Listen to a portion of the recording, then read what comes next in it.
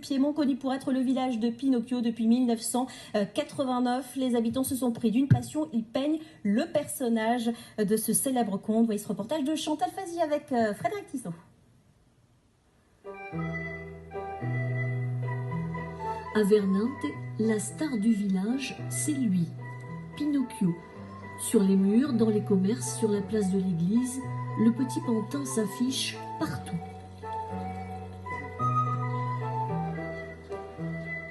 Il y a toute l'histoire de Pinocchio, tous les sujets, les personnages, toutes les plus belles scènes.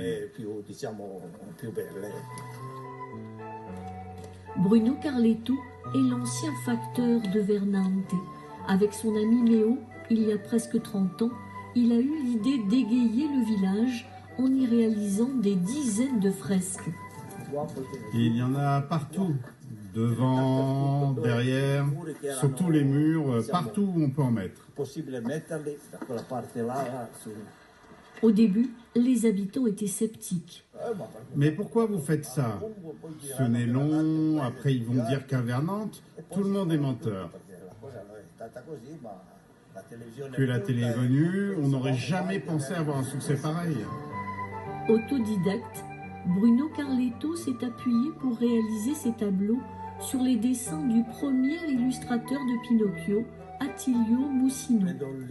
Je prends un livre, je trace l'esquisse du dessin, je regarde si la perspective est bonne, et je prends mes pinceaux, mes couleurs, et je continue jusqu'à ce que ce soit fini.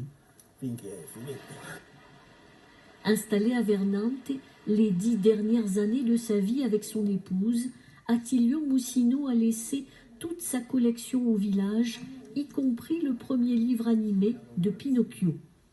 Pinocchio, le perroquet dit à Pinocchio, écoutez pas le chat et le renard, écoutez pas le, mais il les écoute. Le chat, le renard, des personnages qui attirent toute l'année une foule de visiteurs. Il y a à peu près 5000 personnes qui viennent en été et encore en hiver, dans la période de l'école. Il y a aussi 3000 personnes, des enfants qui viennent. Même s'il y a moins de touristes qui viennent à cause de la crise, ça nous aide et ça nous porte.